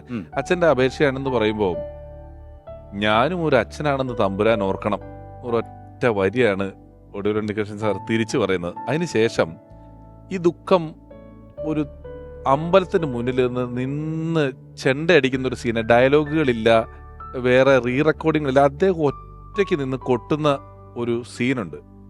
അവിടെയൊക്കെ നമ്മൾ ഈ പറഞ്ഞെടുത്തു നിന്നെല്ലാം ഒരു തികഞ്ഞ ആക്ടർ എന്നുള്ളൊരു നിലയിലേക്ക് കാരണം കൊട്ടുമ്പോൾ വെയിറ്റ് ഉണ്ട്. ഈ ഇതിനെല്ലാം ചെയ്യുന്ന സീനുകൾ നമ്മൾ കണ്ടിട്ടുള്ളതാണ് അദ്ദേഹത്തിന്റെ. ഞാനിപ്പോൾ ഇത് പറഞ്ഞപ്പം അല്ല, അത് പറയുമ്പോൾ ഇത് കണ്ട അവാർഡ് കമ്മിറ്റി എങ്ങനെ അവാർഡ് കൊടുക്കാതിരിക്കും? അതുകൊണ്ടാണ് കേരള സംസ്ഥാന ഗവൺമെന്റിന്റെ മികച്ച സപ്പോർട്ടിംഗ് ആക്ടർ എന്നുള്ള അവാർഡ് തൂവൽ കൊട്ടാരത്തിലെ ഈ പെർഫോമൻസിന് കിട്ടിയത്, കഥാപാത്രത്തിന് കിട്ടുന്നത്. മനസ്സിലായി? ഇതേപോലെ തന്നെ കഥാപുരുഷൻ എന്ന അടൂർ സാറിന്റെ ചിത്രത്തില് മികച്ച സപ്പോർട്ടിംഗ് ആക്ടറുടെ അവാർഡ് കിട്ടിയിട്ടുണ്ട്. മികച്ച ആക്ടറുടെ അവാർഡ് നിഴൽക്കുത്ത് എന്ന ചിത്രത്തിൽ ആരാച്ചാർ കഥാപാത്രത്തിന് കാളിയപ്പന്റെ കഥാപാത്രം. ഈ ആരാച്ചാർ എങ്ങനെയാണ് ബിഹേവ് ചെയ്യുക എന്നൊന്നും ഒടുവിലാശാൻ കണ്ടിട്ടില്ല. നമ്മൾ ആരും കണ്ടിട്ടില്ല. നമ്മളങ്ങനെ നമ്മുടെ സമൂഹത്തിലുള്ള ഒരു കഥാപാത്രം അല്ല നമ്മൾ കണ്ടിട്ടുള്ളതല്ല. പക്ഷേ നമ്മൾ കണ്ടാൽ അതിന്റെ ഈ ആരാച്ചാരുടെ മനസ്സിലുള്ള ആ വ്യഥ, പിന്നെ ആരാച്ചാർ ഒരു എല്ലാം അനുഷ്ഠിക്കുന്ന രീതിയിൽ ഈ കർമ്മം പോലും ദൈവത്തിൻ്റെ നിയോഗമാണെന്ന് ചിന്തിച്ച് പ്രവർത്തിക്കുന്ന രീതിയിൽ ഒരു പൂജാകർമ്മങ്ങളൊക്കെ നടത്തി ഈ കർമ്മം ചെയ്യുന്നതിന് മുമ്പ്, ഇങ്ങനെ തൂക്കിക്കൊല്ലുന്നതിന് മുമ്പ് ആ ചെയ്യുന്ന കാര്യങ്ങൾ, കുടുംബത്തിൻ്റെ കാര്യങ്ങൾ, മകനോടുള്ള കാര്യങ്ങൾ, ഇതൊക്കെ അഭിനയിച്ച് ഫലിപ്പിക്കാൻ ഒടുവിലാശാനല്ലാതെ ആരെ കൊണ്ടും പറ്റില്ലെന്ന് അടൂർ സാറിന് തോന്നിയിട്ടുണ്ടെങ്കിൽ അതിന് കാരണം ഒടുവിലാശാന്റെ പ്രതിഭ തന്നെയാണ്. 3 സംവിധായകരുണ്ട്. ശരിക്ക് ഈ മുൻമാതൃകകളില്ല, നമുക്ക് റെഫറൻസ് എടുക്കാൻ പറ്റാത്ത കഥാപാത്രങ്ങൾ ഒരു വലിയ പാടല്ലേ ചെയ്യുന്നത്? തീർച്ചയായിട്ടും അല്ലേ? നമ്മൾ സിനിമ ചെയ്യുമ്പോൾ നമുക്ക് സമൂഹത്തിൽ കണ്ട ഒരാളെ ചെയ്യാൻ എങ്ങനെയെങ്കിലും പറ്റും. അതിപ്പോ ജഗദീഷ് പറഞ്ഞില്ലേ, ഈ പ്രതിഭ എന്ന് പറഞ്ഞില്ലേ, അദ്ദേഹം എന്നെങ്കിലും എൻ്റെ 7 സിനിമയിൽ അഭിനയിച്ചിട്ടുണ്ട്. ഒരിക്കൽ പോലും സ്ക്രിപ്റ്റ് നേരത്തെ വായിച്ച് അല്ലെങ്കിൽ മേടിച്ച് എൻ്റെ കഥാപാത്രം എന്താണ്, അതിനെന്താണ് ഒന്നുമില്ല. ലൊക്കേഷനിലേക്ക് വരുമ്പോൾ നമുക്ക് റിഹേഴ്സൽ നോക്കാമെന്ന് പറയുമ്പോഴായിരിക്കും ചിലപ്പോൾ സ്ക്രിപ്റ്റ് വായിക്കുന്നത്. പക്ഷേ ആ കഥാപാത്രത്തെ ഉൾക്കൊള്ളുന്നത്, അതാണ് പ്രതിഭ എന്ന് പറയുന്നത്. ശരി, മറ്റൊരു പ്രധാനപ്പെട്ട ഇതെന്ന് പറഞ്ഞാൽ പ്രോംപ്റ്റിംഗ് ഇല്ല. പ്രോംപ്റ്റിംഗ് വേണ്ട. കൃത്യമായി ഇത് പഠിക്കുന്നതാണ്. അസിസ്റ്റന്റ് ഡയറക്ടറോട് മേടിച്ച് നോക്കി പഠിച്ചതിന് ശേഷം കൃത്യമായി അങ്ങോട്ട് പറഞ്ഞു. ഇനി അതിനകത്ത് പിന്നെ അല്ലെങ്കിൽ പക്ഷേ എന്നൊരു വാക്കുണ്ടെന്ന് വെച്ചോളാം. എവിടെയെങ്കിലും കുഴപ്പം പിടിച്ചൊരു സ്ഥലത്ത് അത് മാത്രം അസോസിയേറ്റിനോട് പറയും, ആ പിന്നെ എന്നിട്ടേക്കണേ, ആ പിന്നെ കിട്ടിയാൽ ബാക്കി ഫുള്ള് പറയും. അത് എഴുത്തുകാരൻ എഴുതിയതിനേക്കാൾ മനോഹരമായിട്ട് അതെ. പറയുകയും ചെയ്യും. അതിലെ ഏറ്റവും വലിയൊരു ഉദാഹരണം സാറിന് ചിലപ്പോൾ ഓർമ്മയുണ്ടാവും, ദില്ലിവാല. ആ. ദില്ലിവാലയിൽ ഒരു ഡയലോഗ് ഞാൻ എഴുതിയത്, ഒരു പൂ ചോദിച്ചു, ഒരു പൂക്കാലം നീ എനിക്ക് തന്നു. ഇതിന് എങ്ങനെയാണിത് പറയേണ്ടതെന്ന് എനിക്കറിഞ്ഞൂടാ സത്യത്തിൽ. കാരണം ഇത് പറഞ്ഞു കഴിഞ്ഞാൽ വീട്ടുകാർക്ക് തോന്നണം ഇയാൾക്ക് വട്ടാണ്. ഓ, അങ്ങനെ തോന്നേണ്ട രീതി പറഞ്ഞു. ആ രീതിയിൽ പറയണം. രാമവർമ്മ എന്ന മറ്റേ കഥാപാത്രം. ഓഡിയന് തോന്നണം ഇയാൾക്ക് കയ്യിൽ നിന്ന് പോകാൻ സാധ്യത. കാരണം മകളെ രാജാവ് പടിയേറ്റിന് എടുക്കാമെന്ന് പറഞ്ഞിരിക്കുന്നത് കേട്ടിട്ട് വന്നു എന്നുള്ളൊരു രംഗം അത്. അപ്പോൾ ഇയാൾ പറയുന്ന അതാണ്, ഒരു പൂ ഞാൻ ചോദിച്ചു, നീ എനിക്കൊരു പൂന്തോട്ടം തന്നു. ഇത് റിപ്പീറ്റ് ചെയ്ത് പറയുമ്പോൾ ഭാര്യ വന്നിട്ട് കയ്യിൽ പോയിന്ന്. പക്ഷെ ഇത് നമ്മൾ ഡിസ്ക്രിപ്ഷനിൽ എഴുതിയിട്ടില്ല, നേരെ പറയുകയാണ് ചെയ്തത്. ഉണ്ണിയേട്ടാ ഇത് സംഭവം ഇതാണ്, ഓക്കെ, നേരെ കയറി ഫസ്റ്റ് ടേക്ക് ഓക്കെയാണ്. ഇനി ശരപഞ്ചരമൊക്കെ പോലെയുള്ള ചില സിനിമകൾ ഇപ്പൊ നമ്മുടെ TV കാണുമ്പോഴേ അതിലൊക്കെ ഉണ്ട്. ഒരു വളരെ മെലിഞ്ഞിട്ടൊരു സ്യൂട്ടൊക്കെ ഇട്ട് നമ്മൾ ഈ ജയൻ സാറ് കുതിരയെ തിരുമുന്ന സീനിന്റെ ഒക്കെ അപ്പുറത്ത് തൊട്ട് സൈഡിലൊക്കെ അതിലെ ആ ഡയലോഗ് ഫേമസ് അല്ലേ, ഇത് നിജമാ. ഒരു തമിഴുണ്ട് ക്യാരക്ടറിന്. അല്ല രമേശ്, ഈ കാര്യത്തെ കുറിച്ച് പറയുമ്പോൾ ഈ ചെണ്ട എന്ന് പറയുന്ന സിനിമയിൽ ഒരു സീനിലാണ് വന്നിട്ടുള്ളത്. വിൻസെന്റ് മാഷ്, ഹരിഹരൻ സാർ എന്നൊക്കെ പറഞ്ഞാൽ ഇവർ ഒരു സീൻ കണ്ടാൽ തന്നെ ഒരു ആക്ടറുടെ പൊട്ടൻഷ്യൽ എന്തെന്ന് മനസ്സിലാക്കും. വിൻസെന്റ് സാർ ഒരുപാട് പടത്തിൽ റിപ്പീറ്റ് ചെയ്തിട്ടുണ്ട് ഒടുവിലാശാനെ. ഹരിഹരൻ സാറിന്റെ ഒട്ടുമുക്കാൽ പടങ്ങളിലുണ്ട് വന്നിട്ടുണ്ട്. ഒരിക്കൽ ഒടുവിലാശാനെ ഇട്ടാൽ ഇപ്പൊ സേനൻ തുടരെ റിപ്പീറ്റ് ചെയ്തു. തോമസിന്റെ എത്രയോ പടങ്ങളിലുണ്ട്, റാഫി മെക്കാട്ടിൻ ചിത്രങ്ങളിൽ ഒടുവിലാശൻ, സത്യനന്ദിക്കാട് ചിത്രങ്ങളിൽ. സത്യനന്ദിക്കാട് കാസ്റ്റ് ചെയ്താൽ പിന്നെ പെർമനന്റ് ആണ്, വേറെ പ്രശ്നമൊന്നും ഒതുക്കുന്നില്ല. അത്രയ്ക്ക് ഒരു സംവിധായകൻ ഒരിക്കൽ കാസ്റ്റ് ചെയ്ത് കഴിഞ്ഞാൽ പിന്നെ തുടരെ സാന്നിധ്യം ഭയങ്കര. അതാണ് പല വേറെ ഒരാളെ നമുക്ക് കാസ്റ്റ് ചെയ്യാൻ തോന്നൂല. അതെ, ആ കാര്യത്തിൽ അത് കറക്റ്റ്. പശു എന്ന് വിളിച്ചോണ്ട് വന്നില്ലേ, പൊന്മുട്ടയിടുന്ന താറാവിലെ പാപ്പി, പൊന്മുട്ടയിടുന്ന താറാവിലെ പാപ്പി എന്ന് പറയുന്ന കഥാപാത്രം. പിന്നെ ഇപ്പൊ ഈ ഇടയ്ക്ക് ഞാൻ ഇന്റർനെറ്റില് മറ്റേ കണ്ടപ്പോൾ, നമ്മൾ അന്നൊന്നും സിനിമ കാണുമ്പോൾ അങ്ങനെ ഒരു കാഴ്ചയിലില്ലല്ലോ, നമ്മൾ അത്ര സൂക്ഷ്മമായ കാഴ്ചകളില്ല. അല്ലെങ്കിൽ തന്നെ ഒരാൾ പറഞ്ഞ ശേഷം കാണുമ്പോൾ കാണുന്ന ഒരു സീൻ ഇതേ നമ്മുടെ, എനിക്ക് തോന്നുന്നു സന്ദേശത്തിലാന്ന് തോന്നുന്നു. അതായത് ഒടുവിൽ സാർ ചിരിച്ചോണ്ടിരിക്കുമ്പം പെട്ടെന്ന് ആരോ ചീത്ത വിളിക്കുമ്പോൾ മുഖത്ത് തടവുമ്പോൾ ഫുൾ എക്സ്പ്രഷൻ മാറി മോർഫിങ്. അത് സന്ദേശം എന്ന് പറയുന്ന ചിത്രത്തില് സിദ്ദിഖ് ഒന്ന് വീഴുന്നുണ്ട്, താഴെ വീഴുന്നുണ്ട്. അപ്പൊ സിദ്ദിഖ് താഴെ വീഴുമ്പോൾ, അഗ്രികൾച്ചറൽ ഓഫീസറാണ് സിദ്ദിഖ്. അപ്പൊ ഈ താഴെ വീഴുന്നത് പിന്നെ സിദ്ദിഖ് ഈ ഒടുവിലാശാൻ ചിരിക്കുന്നത് കാണാൻ പാടില്ല. അപ്പൊ പുള്ളിക്ക് ചിരി വരുന്നുണ്ട്. അപ്പൊ അതെങ്ങനെ കുറഞ്ഞു പെട്ടെന്ന് എടുത്ത് മാറ്റി വെക്കുകയാണ്. അത് സത്യനന്ദിക്കാട് സാറോ മറ്റൊരു ഇന്റർവ്യൂവിൽ പറഞ്ഞപ്പോഴാണ് ഉണ്ണിയേട്ടന്റെ സ്നേഹം അപകടമാകുന്നൊരു സാഹചര്യമുണ്ട്. നേരത്തെ പറഞ്ഞില്ലേ, ഒരു സീൻ അഭിനയിച്ചൊരു ഡബ് ചെയ്യാൻ 12 ദിവസം അവിടെ കിടന്നു എന്ന് പറഞ്ഞില്ലേ. അപ്പോൾ ഇപ്പോൾ എൻ്റെ സിനിമയ്ക്കാണ് വരുന്നത് വെച്ചോളാം, എൻ്റെ സീൻസ് പുള്ളിയുടെ കഴിഞ്ഞു, 10-40 സീൻ ഉണ്ടായിരുന്നാലും കഴിഞ്ഞു, പോവില്ല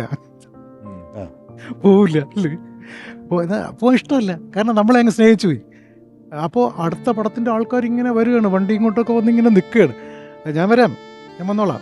അവസാനം ജയറാമും ഞാനും ഒക്കെ കയറ്റി വിട്ടിട്ടുണ്ട്, ഒന്ന് പോന്നു കയറ്റി. അത് സ്നേഹം അപകടമാകുന്ന ഒരു സാഹചര്യം, അത്രയും സ്നേഹമാണ്. ഞാനും ജോസ് തോമസും ഞങ്ങൾ വുഡ്ലാൻഡ്സ് ഹോട്ടലിൽ താമസിക്കുമ്പോൾ ഒടുവിലാശാനും കുറേ ദിവസം അവിടെ താമസിക്കും, ഓർമ്മയുണ്ടല്ലോ. അപ്പോൾ ഇവിടെ ഒടുവിലാശാൻ്റെ റൂമിൽ ഞങ്ങൾ പോകുമ്പോൾ അന്ന് ഒടുവിലാശാൻ്റെ പ്രത്യേകത എന്ന് പറഞ്ഞിരുന്നാൽ നോൺ AC സിംഗിൾ റൂമാണ് ആ വുഡ്ലാൻഡ്സിൻ്റെ സൈഡ്. AC പറ്റിയില്ല. അപ്പോൾ താഴത്തെ സിംഗിൾ AC റൂമിലാണ് ഞാൻ താമസിക്കുന്നത്. അപ്പോൾ എന്നെ മുകളിലേക്ക് വിളിക്കും. അപ്പോൾ ജോസും കൂടെ ചെന്നിട്ട് അവിടെ ഇരിക്കുമ്പോൾ പുള്ളിക്ക് പാട്ട് പാടുമ്പോൾ പ്രശ്നം എന്ന് വെച്ചിരുന്നാൽ തൊട്ടപ്പുറത്ത് സവേര ഹോട്ടലാണ്. ഈ ഹോട്ടലിൽ കാർ പാർക്കിങ്ങിന്റെ അനൗൺസ്മെന്റ് ഉണ്ട്. പുള്ളി പാടാൻ തുടങ്ങുമ്പോൾ MLC 3495 പുള്ളി ചാടി എഴുന്നേക്കും. അവരെ ഇവിടുന്ന് വിളിച്ചിട്ട് എന്നടാ പണ്ടേ മൈക്ക് വിളിച്ച് പറയും. നമ്മൾ പറയും ഇത് അവരുടെ ഡ്യൂട്ടി അല്ലേ, അത് പാട്ട് പാടുകയാണ്, അത് അവന്മാര് മനസ്സിലാക്കണം. ഇത് അവരെങ്ങനെ മനസ്സിലാക്കും? ഓർമ്മയിലെന്നും ഒടുവിലുണ്ണികൃഷ്ണൻ എന്ന പരമ്പരയിൽ ഇപ്പോൾ ഈ അതുല്യ പ്രതിഭയെ ഓർക്കുന്നു. അഭിനേതാവ്, നായകൻ നരേൻ. ശരി, ഞാൻ ആദ്യമായിട്ട് അഭിനയിക്കുന്ന സിനിമ അടൂർ ഗോപാലകൃഷ്ണൻ സാറിൻ്റെ നിഴൽ കുത്ത് എന്ന് പറഞ്ഞ സിനിമയാണ്. അപ്പോൾ അതിൽ സെറ്റിൽ വന്ന ഉടനെ അടൂർ സാറ് പറഞ്ഞൊരു കാര്യം, ഒടുവിൽ ഉണ്ണികൃഷ്ണൻ ചേട്ടൻ്റെയും സുമാരി ചേച്ചിയുടെയും മകൻ്റെ ക്യാരക്ടറാണെന്നാണ്. അപ്പോൾ അത് കേട്ടപ്പോൾ തന്നെ വളരെ സന്തോഷം തോന്നി. കാരണം നമുക്ക് ഏറ്റവും ഇഷ്ടപ്പെട്ട നടീനടന്മാരാണ് അവർ. കന്യാകുമാരിയിലായിരുന്നു ഷൂട്ടിംഗ്. ആൻഡ് ആ ഒരു മാസം ഒരു 35-40 ദിവസത്തോളം കുറച്ചധികം സമയം ഒടുവിലേട്ടനായിട്ട് എനിക്ക് ചെലവഴിക്കാൻ പറ്റി. ഞാൻ ആദ്യമായിട്ട് അഭിനയിക്കുന്നതിന് മുമ്പ് പറഞ്ഞു ഇങ്ങനെ, ചേട്ടാ ഇന്ന് ഞാൻ ആദ്യമായിട്ട് അഭിനയിക്കാൻ പോവുകയാണ്. അപ്പോൾ പുള്ളി ഇങ്ങനെ ഓൾ ദി ബെസ്റ്റ് പുള്ളിയുടേതായ ഒരു രീതിയുണ്ടല്ലോ. അതിൽ അദ്ദേഹം പറഞ്ഞ ഒരു ഇമ്പോർട്ടൻറ്റ് കാര്യം, എപ്പോഴും മനസ്സിൽ വയ്ക്കുന്ന ഒരു കാര്യം പുള്ളി പറയായിരുന്നു, എടോ ഏറ്റവും ബുദ്ധിമുട്ട് നമ്മൾ ഈ ലൊക്കേഷനിൽ പോകുമ്പോൾ നമ്മൾ ഫേസ് ചെയ്യുന്ന ഏറ്റവും ബുദ്ധിമുട്ടുള്ള കാര്യം എന്താ വെച്ചാൽ നമ്മൾ പറയണതൊന്നും അവർക്ക് മനസ്സിലാവില്ല, അവർ പറയുന്നതൊക്കെ നമുക്ക് മനസ്സിലാവുകയും ചെയ്യും. ഇങ്ങനെ വരുമ്പോഴാണ് പ്രശ്നം. അത് പല ലൊക്കേഷനിലും സംഭവിക്കുകയും ചെയ്യും. അപ്പോൾ ഈ ഒരു ഇത് എനിക്ക് ഭയങ്കരമായിട്ട് ഞാൻ പല ലൊക്കേഷനിലും നമുക്ക് എപ്പോഴും തോന്നുന്നൊരു കാര്യമാണ്. നമ്മൾ പറയുന്നതൊക്കെ അവർക്ക് they are not able to get it and അവർ പറയുന്നതൊക്കെ നമുക്ക് മനസ്സിലാവുകയും ചെയ്യുന്നു. അവിടെയാണ് ഈ പ്രശ്നം വരുന്നത്. അപ്പോൾ ഞങ്ങൾക്ക് അതിലൊരു പ്രത്യേക ഒരു സീൻ ഉണ്ടായിരുന്നു. ഒരു കാളവണ്ടിയിൽ ഞങ്ങൾ കാളവണ്ടി ഓടിച്ചു പോകുന്ന സീൻ. അപ്പോൾ അതിൽ മുമ്പിലിരിക്കുന്നുണ്ട് അമ്പിളിച്ചേട്ടൻ ഇരിക്കുന്നുണ്ട്, പിന്നിൽ ഞാനും ഒടുവിലേട്ടനും ഉണ്ട്. അപ്പോൾ ഇത് വൈകുന്നേരം ഒരു 7 മണിക്കൊറ്റ തുടങ്ങിയ ഷൂട്ട്, ആ ഒരൊറ്റ ഷോട്ട് തന്നെ ഏകദേശം രാത്രി 2 മണി 12:30 തീർന്നത്. അപ്പോൾ ഓരോ തവണ, കാരണം അത് കുറേ പ്രാക്ടിക്കലി ബുദ്ധിമുട്ടായിരുന്നു ആ ഷോട്ട്. ഈ കാളയുടേതായ പ്രശ്നങ്ങളും ഉണ്ടായിരുന്നു, വണ്ടിക്ക് അതിൻ്റേതായ പ്രശ്നങ്ങളുണ്ടായിരുന്നു, ലൈറ്റിങ്ങിൻ്റെ ഇഷ്യൂസും. പിന്നെ അപ്പോൾ ഓരോ തവണ ഷോട്ട് കഴിയുമ്പോഴും നമുക്ക് കേൾക്കാം ഈ വീണ്ടും 1 more അല്ലെങ്കിൽ എന്തെങ്കിലും പ്രശ്നം വരുമ്പോൾ ഒടുവിലേട്ടൻ്റെ സ്ഥിരം മാനറിസംസ് ഉണ്ടല്ലോ, ഈ ഹൈ ഓ ഈ ശബ്ദങ്ങൾ ഇങ്ങനെ ഇടയ്ക്കിടയ്ക്ക് അതിങ്ങനെ ഫുൾ ടൈം ലൈക്ക് കൂടെ നിന്നുകൊണ്ടാണോ എന്നറിയില്ല. ലൈക്ക് അത് ഭയങ്കര ക്യൂട്ടായിട്ട് തോന്നിയിരുന്നു. അതാ വീണ്ടും എന്ന് പറഞ്ഞിട്ടപ്പോൾ എനിക്ക് തോന്നുന്നത് ഞാൻ കണ്ടതിൽ വെച്ചിട്ട് ഏറ്റവും ഇതിലേറെ നാച്ചുറലായിട്ടൊന്നും I don't think so anyone can behave. And for me അദ്ദേഹത്തിൻ്റെ കൂടെ തുടങ്ങി എന്നുള്ളത് വാസ് സംതിങ് ബിഗ്. അദ്ദേഹത്തിൻ്റെയും സുമാരി ചേച്ചിയുടെയും കൂടെ തുടങ്ങി എന്നുള്ളത്. നരേൻ ഇപ്പൊ പറഞ്ഞൊരു കാര്യം ഞാൻ ഇത്രയും നാള് ജീവിതത്തിൽ ചിന്തിച്ചിട്ടില്ലാത്തൊരു ഫിലോസഫിയാണ്. എനിക്ക് വല്ലാതെ ഇഷ്ടപ്പെട്ടു. നമ്മൾ പറയുന്നൊന്നും ഇവന് മനസ്സിലാകുന്നുമില്ല, ഇവൻ പറയുന്നൊക്കെ നമുക്ക് മനസ്സിലാകുന്നുണ്ട് താനും. എന്തോ ഒരു സ്ട്രെയിനാന്ന് ആലോചിച്ച് നോക്കൂ. അങ്ങനെയുള്ള ഒരു സംഭവം എന്ന് പറയുന്നത് വലിയ കോൺട്രാഡിക്ടറി ആയിട്ടൊരു സ്ഥലമാണ്. അത് ഒരു വലിയ സ്റ്റേറ്റ്മെന്റ് ആണ് പറഞ്ഞത്. അതുമല്ല, ഈ ചില നർമ്മങ്ങൾ ഇപ്പം ഈ പറഞ്ഞൊരു ഹൈ എന്നൊക്കെ പറയുന്നതിനകത്ത് വളരെ ഗൗരവമായിട്ട് ചില നർമ്മങ്ങളുണ്ട്. അതായത് നാടോടിക്കാറ്റിലാണോ പട്ടണപ്രവേശത്തിലാണോന്നറിയില്ല, ആഭ്യന്തരമന്ത്രിയാണ്. എനിക്കറിയാം, അത് പട്ടണപ്രവേശം. അതിനകത്ത് ശ്രീനിവാസൻ ഒരു തെളിവുമായിട്ട് ചെല്ലും. ഒരു തെളിവ് കിട്ടിയിട്ടുണ്ട്, ഒരു ഷൂസ് കാണിക്കും. ഉടൻ തന്നെ ഒടുവിലേശൻ ഷൂസ് എടുത്ത് നോക്കിയിട്ട്, ബാറ്റാക്കാരാണോ കൊലപാതകൾ? തുമ്പ് പുള്ളിക്ക് ജീവിതത്തിൽ ഏറ്റവും കൂടുതൽ സ്ട്രെയിൻ എടുത്ത് ചെയ്തിട്ടുള്ള ഒരു സംഭവമുണ്ട്. അതിന്റെ സംവിധായകനാണ് ജോസ് തോമസ്, മാട്ടുപ്പെട്ടി മച്ചാൻ, പ്രഭാകര പ്രഭു. അതില് തിരുവനന്തപുരം ഭാഷ അമ്പിളിച്ചേട്ടൻ്റെ കൂടെ മത്സരിക്കാന്ന് പറഞ്ഞാൽ തിരുവനന്തപുരം ഭാഷ അരച്ച് കലക്കി കുളിച്ചിട്ടുള്ള ആളാണ് അമ്പിളിച്ചേട്ടൻ.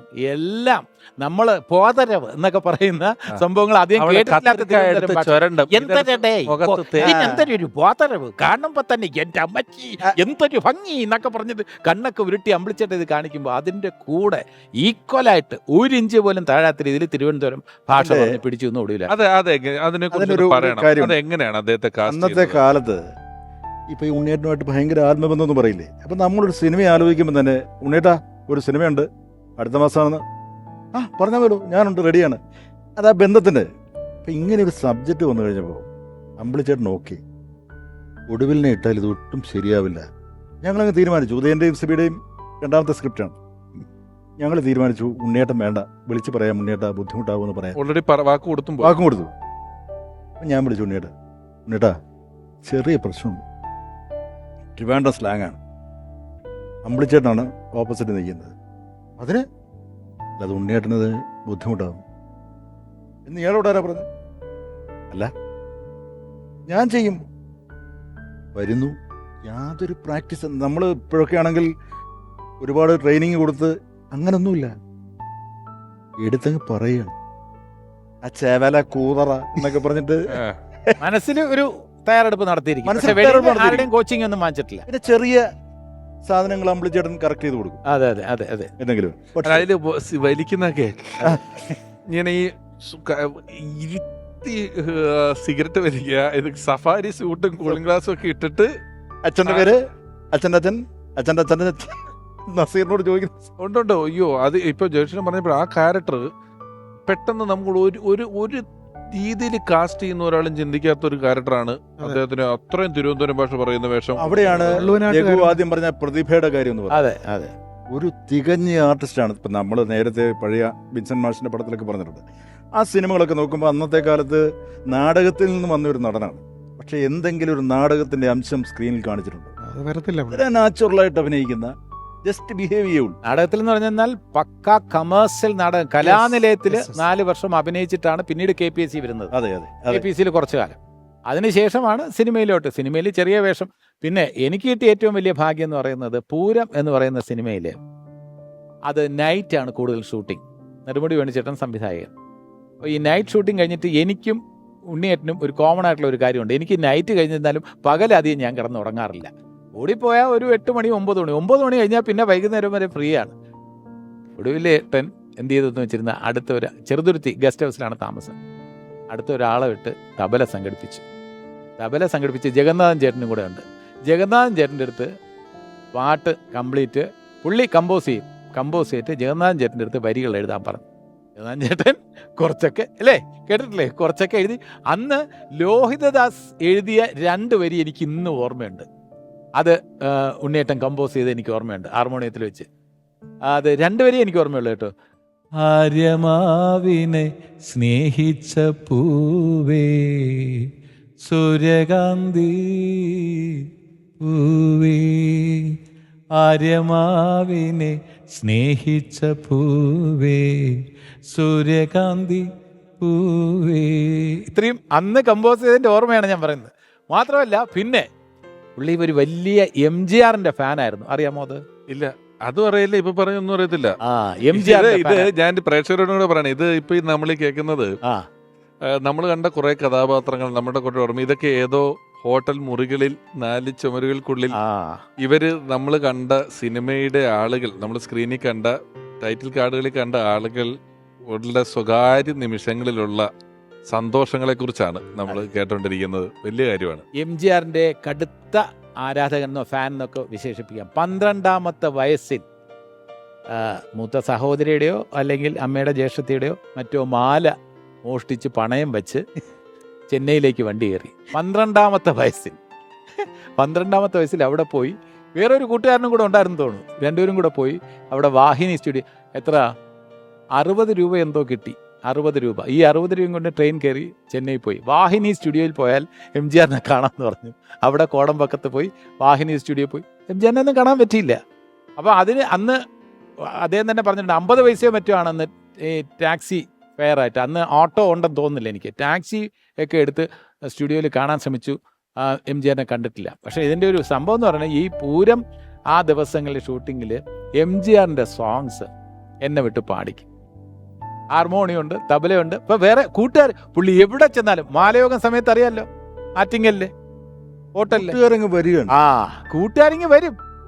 ചിലർ ഇൻസ്ട്രുമെന്റ്സും കൊണ്ടുവരും, പിന്നെ ചിലർ കുപ്പിയും കൊണ്ടുവരും. അതാണ് അതുകൊണ്ട് അപ്പൊ അതിനെ ഞാൻ പറയും ഉണ്ണേട്ടാ അത് കൂടുതൽ ഇല്ല നാളെ വർക്കുണ്ട് 2 നിർത്തുന്നു. നമ്മൾ ഈ 6ാം നമ്പരനൊക്കെ കാണുമ്പോഴാണ് ഈ നടക്കുന്നുണ്ടോ ഇല്ലയെന്നൊന്നും നമുക്കറിയില്ലേലും ഈ ലാലേട്ടനൊക്കെ ഇരുന്നങ്ങ് പറയുമല്ലോ, ഇന്ന് രാത്രി ഒരു റമ്മ്, അത് കഴിഞ്ഞിട്ട് ഹബീബുള്ള സ്ട്രീറ്റിൽ പോകുന്നു, കിഷൻ റാത്തോട് പാടുന്നു എന്നൊക്കെ പറഞ്ഞിട്ടേ ഇത് നമുക്ക് സിനിമ കേട്ടല്ലോ. ഇതിപ്പോ അതുപോലെയാണ്. രാവിലെ ഇവിടെ ചെറുതുരുത്തി ഗസ്റ്റ് ഹൗസിൽ പിന്നെ ഗാനങ്ങളാണ്. MGR സോങ്സിന് എന്നെ വിട്ട് പാടിക്കും. ഞാൻ ഓർത്തെടുത്ത് ചില പാട്ടുകളൊക്കെ പാടും. പുള്ളി അത് ഹാർമോണിയം കൂടെ വായിക്കുമ്പോൾ എനിക്ക് തന്നെ ഒരു കോൺഫിഡൻസ് തോന്നും. പാട്ട് എത്രത്തോളം നീതി പുലർത്തിയെന്നൊന്നും എനിക്കറിയില്ല. പക്ഷെ ഉണ്ണിയോട്ട് ഓക്കെ എന്നൊക്കെ പറയും. கல்யாண நாள் பார்க்க சொல்லலாமா, நாம் கையோடு கை சேர்த்து கொள்ளலாமா, செல்லாத இடம் பார்த்து செல்லலாமா, சிந்தாமல் சிதறாமல் அள்ளலாமா, கல்யாண நாள் பார்க்க சொல்லலாமா, நாம் கையோடு கை சேர்த்து கொள்ளலாமா, செல்லாத இடம் பார்த்து செல்லலாமா, சிந்தாமல் சிதறாமல் அள்ளலாமா, கல்யாண நாள் பார்க்க சொல்லலாமா நாம் கையோடு கை சேர்த்து கொள்ளலாமா. സൂപ്പർ. പാട്ടിനിടയിൽ ഒരിക്കലും സ്ക്രിപ്റ്റിൽ എഴുതാൻ സാധ്യതയില്ലാത്തൊരു സാധനം കണ്ട് അത് എവിടുന്ന് വന്നാന്ന് അറിയാൻ വേണ്ടി. ഇനി മേലെപ്പറമ്പിലാണ് വീട്ടില് ഈ വിനു ചക്രവർത്തി വന്നിട്ട് നീങ്ക നല്ല പാടുവേതൊക്കെ പറഞ്ഞ് പാടാൻ പറയുമ്പം ചേരാൻ മടക്കി കുത്തും. അപ്പൊ നീ അടിക്കാൻ പോവാണോ എന്ന് ചോദിക്കുന്നുണ്ട്. നീ തല്ലാൻ പോവാണോ പാടാൻ പോണ? അത് എങ്ങനെ കിട്ടിയ സാധനം? അതുണ്ടായിരുന്നോ അവിടെ? രഘു എഴുതിയത് തന്നെയാണ്. ഏ? രഘുനാഥ് പലേരിയാണല്ലോ സ്ക്രിപ്റ്റ്. അതെ, അത് എഴുതിയ ഡയലോഗ് തന്നെയാണ്. ആ, പക്ഷെ അത് അദ്ദേഹം പറഞ്ഞിരിക്കുന്ന ആ ഒരു മോഡലേഷൻ ആ, ഒരു രക്ഷയില്ലാത്തതാണ്. ആ. ഒരു രക്ഷയില്ലാത്തതാണ്. കാരണം ഒരാൾ പാടാൻ വേണ്ടി ഒന്ന് മടക്കി കുത്തുമ്പോ നീ അടിക്കാൻ പോകണോ എന്ന് ഇത് ചോദിക്കുന്നുണ്ട്. പിന്നെ ചില സാധനങ്ങൾ എനിക്ക് തോന്നുന്നത് പിൻഗാമി എന്ന് പറയുന്ന സിനിമയിൽ അദ്ദേഹം നല്ല എണ്ണയൊക്കെ ഇട്ട് ജിംനാസ്റ്റ് ചെയ്യാണ്, ഭയങ്കര ജിംനാസ്റ്റ് ചെയ്യണം. അപ്പം ലാലേട്ടൻ ഒരു എൻഫീൽഡ് സ്റ്റാർട്ട് ചെയ്യാൻ വേണ്ടി നിൽക്കുമ്പോൾ കറക്റ്റ് എൻ്റെ പോക്കുഴലിൻ്റെ ബാക്കിൽ പോയി കുറേ നേരം പുള്ളി ഭയങ്കര സാധനം ഇട്ട് ഡയലോഗുകളൊക്കെ വിട്ടുകൊണ്ടിരിക്കുക. കുറേ ഡയലോഗ് വിട്ട് ആ സീൻ എൻഡിൽ ലാലേട്ടൻ ഇത് സ്റ്റാർട്ടാക്കി പോകുമ്പം അവിടെ മീനാമ്മയോ സുമാനിയമ്മയോ ലളിതാമ്മയോ ആരോ ഒരാൾ ഒരു സ്ത്രീ നിൽക്കുന്നുണ്ട്. അവര് മീനാമ്മയാന്ന് തോന്നുന്നു. പെട്ടെന്ന് ഇങ്ങനെ അടിച്ച് പറയുമ്പോൾ മാറി എന്നോ അതിന്റെ പുക കൊണ്ട് വല്ലതും തെറിച്ച് പോകാൻ നിൽക്കണ്ടെന്ന് നിൽക്കുമ്പോൾ പുള്ളി ആ ഒരു റിയാക്ഷൻ ഇടുന്നുണ്ട്. ഇതിന്റെ പുക അടിച്ചിട്ട് തെറിച്ച് പോകണ്ടെന്ന് പറയുമ്പോഴേ ഇത് രസമായിട്ടാണ് അത് ചെയ്യുന്നത്. വീണപാടു ഈണമായി എന്നുള്ള പാട്ടില് എനിക്ക് വാർദ്ധക്യപുരാണം. ഇഷ്ടപ്പെട്ട ആ വാർദ്ധക്യപുരാണം വളരെ ഇഷ്ടപ്പെട്ട ഒരു രംഗമുണ്ട്. ആ വയലിൻ വായിച്ചുകൊണ്ടാണ് അങ്ങനെ വയലിൻ വായിച്ചല്ല, ആ ഫീമെയിൽ വോയിസിന് ഫീമെയിൽ ലിപ്പ് വോയിസ് കൊടുക്കുന്നു. സോറി ഫീമെയിൽ വോയിസിന് ലിപ്പ് ചെയ്തുകൊണ്ട് അത് കാണിച്ചു കൊടുക്കുകയാണ്. ഡ്രാമ ഡയറക്ടറും കൂടെയാണ്. രാമാടൻ അത് ഭരതം പറഞ്ഞല്ലോ. ഭരതത്തിൽ ഘടം വായിക്കുന്നുണ്ട്. ഘടം വായിക്കുന്നത് നല്ല കച്ചേരി, നേരത്തെ പറഞ്ഞ പോലെ സ്റ്റേജിൽ പഠിച്ച ഒരാൾക്ക് പറ്റുന്ന പരിപാടിയിലാണ്. ഘടം മറച്ചു പിടിച്ച് കൈ പിടിക്കാനൊന്നും പറ്റില്ല. എല്ലാ വൈഡിലും നല്ല ഘടം വായിക്കുന്നുണ്ട്. സല്ലാബ് എന്ന് പറയുന്ന സിനിമയില് ഈ പൊന്നിൽ കൊളിച്ചു എന്ന മറ്റേ പാട്ടിടും ഒരു കമ്മറ്റിക്കാരനാണ്. ഒരു ക്രോസിംഗ് ഉണ്ട് സ്റ്റേജിന്റെ ഫ്രണ്ടിൽ കൂടെ, വെറുതെ ഇങ്ങനെ എന്ന് കാണിച്ചിട്ട് ഭയങ്കര തിരക്കുള്ള ഒരാളെ പോലെ ഒരു ക്രോസിംഗ് പോകുന്നുണ്ട്. ദിലീപേട്ടൻ വന്നിട്ട് വെള്ളയും വെള്ളക്കിട്ട് ഇറങ്ങുമ്പം ചോദിക്കും, നീ എന്റെ തൊണ്ടയ്ക്ക് വയ്യ, ഒരു എന്തോ ഉപ്പും മറ്റേന്നും കൂടി തൊണ്ടയില്ലേ, കുയിൽനാദം പറഞ്ഞിട്ട് കുയിൽനാദം കാണിച്ചു കൊടുക്കും. ഈ CAD മൂസ് പോലെയുള്ള ചിത്രങ്ങളിലെ കഥാപാത്രങ്ങൾ ഇപ്പം നമ്മളിരുന്ന് പറയുമ്പം ഇനി വിട്ടുപോകാൻ പാടില്ലാത്തൊരു കഥാപാത്രം ഉള്ളത് തലേണ മന്ത്രത്തിൽ ഒരു ഡാൻസ് മാഷുണ്ട്. ഒരു ശൃംഗാരവും ചെറിയൊരു സ്ത്രൈണതയൊക്കെ ആയിട്ട് ശ്രീനേട്ടന്റെ മോളെ ഡാൻസ് പഠിപ്പിക്കാൻ വേണ്ടി വരും. അപ്പൊ ഇയാള് വരുമ്പം ശ്രീനേട്ടൻ വീട്ടിലില്ല. അപ്പൊ ഊർവശേച്ചിയുടെ മോളെ ഡാൻസ് പഠിപ്പിക്കാൻ വേണ്ടി ചെയ്തിട്ട് ചെറുതായിട്ട് അശ്ലീലം പറഞ്ഞ് അടുക്കള വരെ പോവും. ഒരു കുട്ടിയേ ഉള്ളൂ. അതെ, എന്തേ രണ്ടാമതൊരു കുട്ടി വേണ്ടാന്ന് വെച്ചു എന്ന് ചോദിക്കുന്നുണ്ട്. അപ്പൊ ഉറവശേച്ചി അടുക്കളയിലോട്ട് പോകുമ്പോ അടുക്കളയിൽ വരും. ഒരു വലിയ വടിയെടുത്ത് അടിക്കുമ്പം ഓടി ഇങ്ങ് വന്നിട്ട് ആ ഗേറ്റ് വരെ ഫുൾ സ്പീഡ് ഗേറ്റ് കടന്നതും വളരെ നോർമലായിട്ട് മുടി താട്ടി സുഖമായിട്ട് നടന്നു വന്നിട്ട് അതോർക്കുന്നുണ്ട് അല്ലേ. എത്രയോ കഥാപാത്രങ്ങള്.